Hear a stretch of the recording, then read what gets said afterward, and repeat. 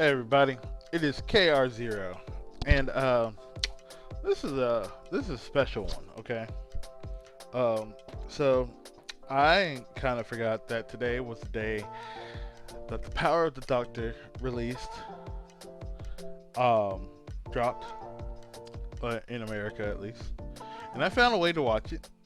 Thank God, because considering the fact that I went down to just internet and I don't have any cable.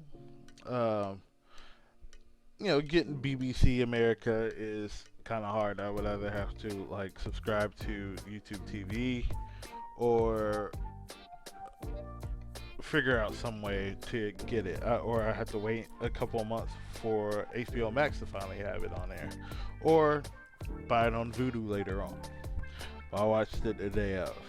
And I had to watch it the day of because of the fact that, well, okay, look, I'm a huge fan of Doctor Who.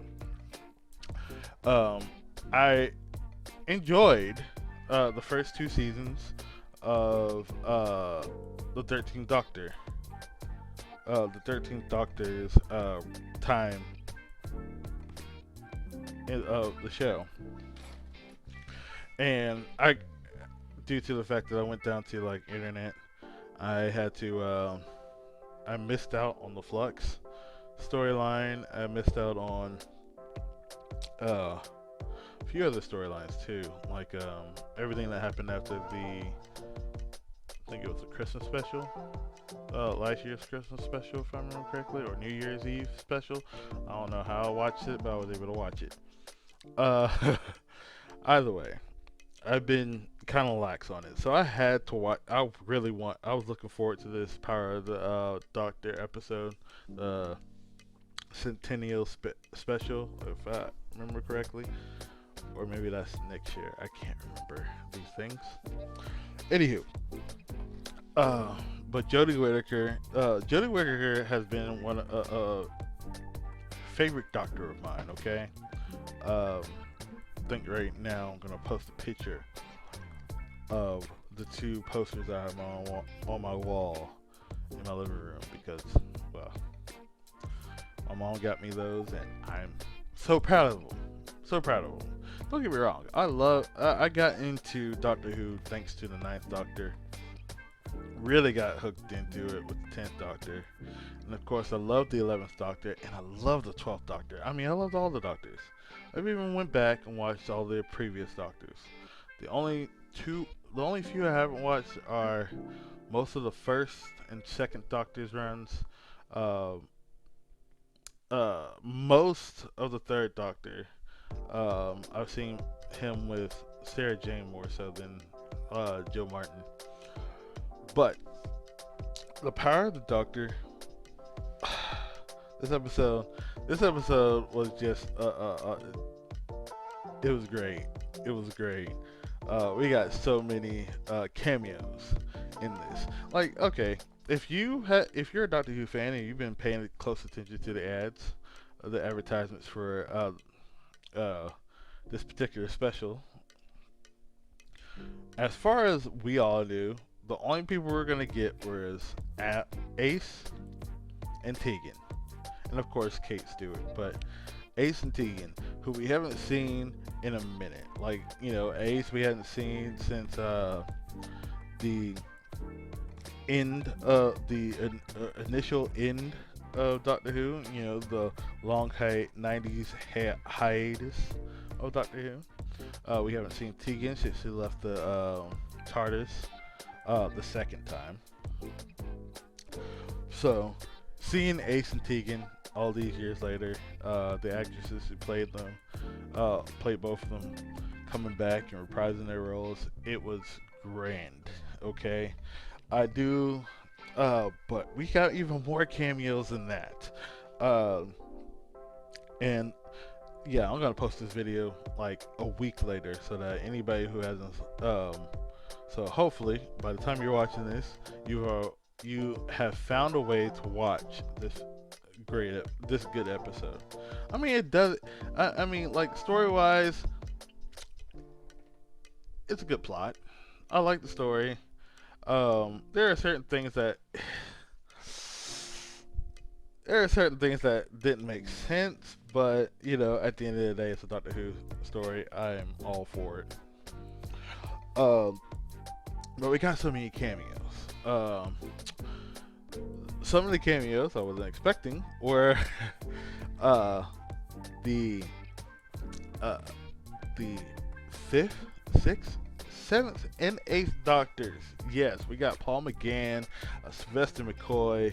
Uh, uh, shoot, having a little bit. Okay. Have a little bit of a brain fart. Give me a second. Like, do forgive me. Okay, we got Colin Baker and Peter Davison, and we even got, of course, Mr. First Doctor stand-in. Mr. First Doctor stand-in, David Bradley. And if you don't know who David Bradley is, come on, people, Harry Potter.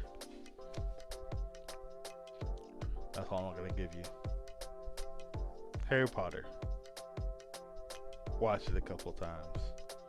There's a certain grumpy old man who walks the halls of Hogwarts. Yeah, that's David Bradley. Anywho, but yeah, David Bradley reprises his role as the first Doctor in this one.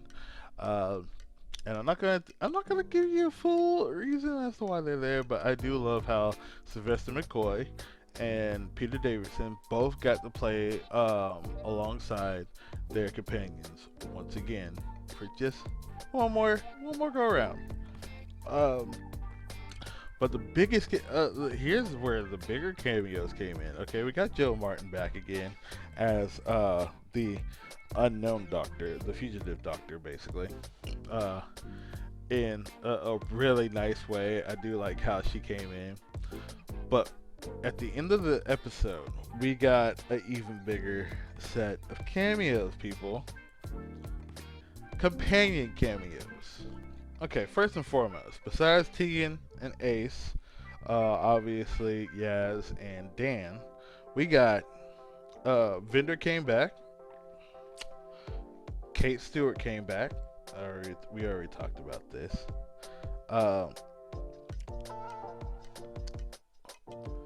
We got Graham. Graham showed up out of nowhere. It was perfect timing, and I do love that it kind of completes his storyline a little bit more. Gives us a little bit more idea that, hey, Graham is still adventuring out there after he left the TARDIS. That's great. But then we got a few other cameos that I would have never expected. Let me go through the list from, most recent. I'm gonna go to the most recent to oldest of the cameos. First of all, we got Melanie Bush. If anybody doesn't know who Melanie Bush is, she was the final companion. She was the final companion of the Sixth Doctor and the first companion of the Seventh Doctor, played by Bonnie Langford. And she was great. She had the red curly hair, and she was always trying to get the Doctor to be healthy, especially the Sixth Doctor. She was in it. Let's see. Jo Grant, or Jo Jones, she came back, played by the wonderful Katie Manning once again. After I think the last time we saw Jo was in the Sarah Jane Adventures episode with the 11th Doctor. Okay, the Death of the Doctor, if I remember correctly. And then this is the most shocking and most important cameo of all time. We had Ian Chesterton. If you don't know who Ian Chesterton is one of the original companions of the first Doctor. Okay? Out of the first three companions the first Doctor had, Ian Chesterton was one of them. He was a teacher. Him and Barbara were teachers of first Doctor's granddaughter, Susan. But Ian Chesterton, played by William Russell, still to this day, I mean, he is. This is a guy who was in the original back in '63. This is 60 years later. This man's got to be in his 80s, maybe early 90s, and yet he still came back to play. And I was so happy about that cameo right there, dude. That was a cameo that got me. Needless to say, oh, that was great. That was great. But the biggest cameo of all. Now I'm gonna get into the final part of the episode. I mean, it's already been spoiled for us. YouTube has it. Like, people have already been bringing it up all over the line. The regeneration scene. Okay, the regeneration scene. Whew, that's a doozy. Like, there's so much to unpack from that regeneration scene. I want y'all to know. First of all, Tennant is back. The 10th Doctor is back, okay? I don't know how. All of us are not knowing how. I love how they go. He does his usual, like, regeneration thing, like, you know, checking his teeth. But then he goes, but instead of saying, new teeth, what's that? He's like, wait a minute. I know these teeth. Now, this whole situation, okay, and obviously the next specials that are coming have got to be telling us exactly what's going down, how we're getting to this point, you know, like, why is this happening? But at the same time, I like it because it kind of gives us a little bit more it gives a little bit more credibility to the ending of the 5th anniversary special, The Day of the Doctor, with Tom Baker's great ending cameo as the curator. I do love it. And, you know, it gives a little bit of credibility to it. Like, it's possible. It's possible the Doctor went back, like, after doing all the adventuring for a little bit, he decided to take a break as a curator of a museum. Bruh. But the weird thing about this whole regeneration, this is the biggest, like, forget about the fact that the 10th Doctor is back. The weirdest part of the entire regeneration is that the clothes changing. Like, anybody notice that? Like, the clothes changing is the weirdest part of the regeneration. It's not about the fact that David Tennant has returned as the Doctor. No. It's the fact that his clothes changed with it. That normally never happens. Like, usually, like, even in the context of the story of this particular episode,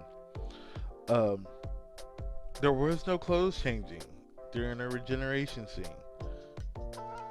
Like, I mean, you know, a certain person was fully wearing, you know, Jodie Whittaker's 13th Doctor suit, okay? He was filling it out. But, why is it that the 13th Doctor's regeneration into the 10th Doctor changed, also allowed for the clothes to be changed? That made no sense. Like, you would think that, oh man, they must have made him, like, as bad as, like, you know, all the people who have been doubting, the naysayers of the 13th Doctor, all the ones who have been, like, giving the show flack because of the fact that Jodie Whittaker was the 13th Doctor, and they felt like the stories just wasn't good enough. Everybody who was all upset about the whole Timeless Child situation. Come on, people. some of y'all are probably going like, oh yeah, that was a complete editing mistake. No, no. This is Chibnall giving the reins to uh back to Russell T Davies, right? Russell T Davies, throughout most of his entire time telling the story of Doctor Who, he never left one little thing out of place. Come on. Like, remember when he with the fourth series, if I remember correctly, when the Doctor and Donna are in oh, what's that place called? Uh, the town of Pompeii. When they're in Pompeii, and we had our first introduction to Peter Capaldi in Doctor Who. Yes, something that showed up there and then shows up in Torchwood, uh, Children of Earth. Peter Davison showed up, and then Peter Davison became the Doctor. And when Peter Davison became the Doctor, literally, like when good old Stephen Moffat ended up picking Peter Davison to be the Doctor, he literally went straight to Russell T Davies. He was like, "Hey, look, dude, I hired Peter Davison. Were you planning on doing something?" And Russell T Davies was like, "Dude, I'm so happy that you did. Okay, I got you. I'm about to tell you." And then we got that whole like little reminder scene in the second season of the 12th Doctor. Oh, they're beautiful. But there's always callbacks, and there's always reasons as to why Russell T Davies does what he does. The second, like, just realize, the second you start seeing David Tennant show up at the end of the episode, that was all Russell T Davies, and that's what Russell T Davies wants to do. So there's gonna be some kind of explanation by the end of by the time we get Shooty, okay? Needless to say, like that was my main focus. Like, why is this man changing? Like, why is this man regenerating into some new clothes? Okay, that was the biggest thing for me. Other than that, like literally, I enjoyed the power of the Doctor. It was all the things I wanted. Because I love Doctor Who regardless. Like, I'm never gonna be one of those. Like, I will have my little moments, but that only has to do with time travel. You know, if you're not giving me a good time travel story, then why are you a Doctor Who time travel story? This is a good time travel story. This is a good Doctor Who story.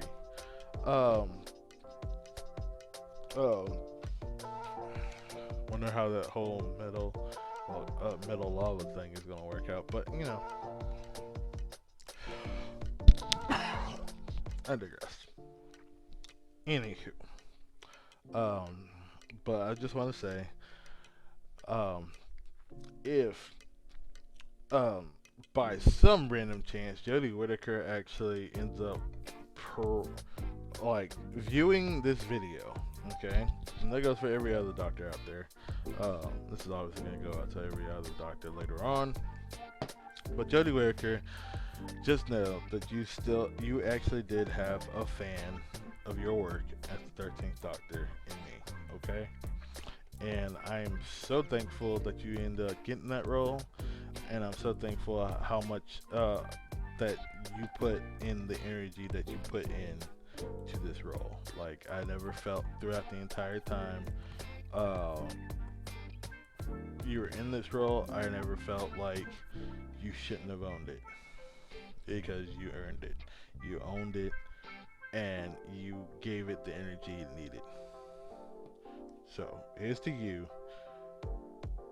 13th Doctor, Jodie Whittaker. Thank you, and hope you had a wild ride in a good way. I mean, in a good way. But guess farewell. Until the next time.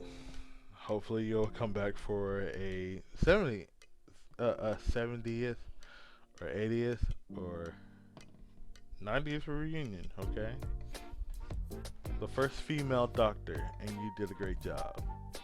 Joe Martin, you did a great job too as the future doctor, and just every other doctor in general. Come on, you guys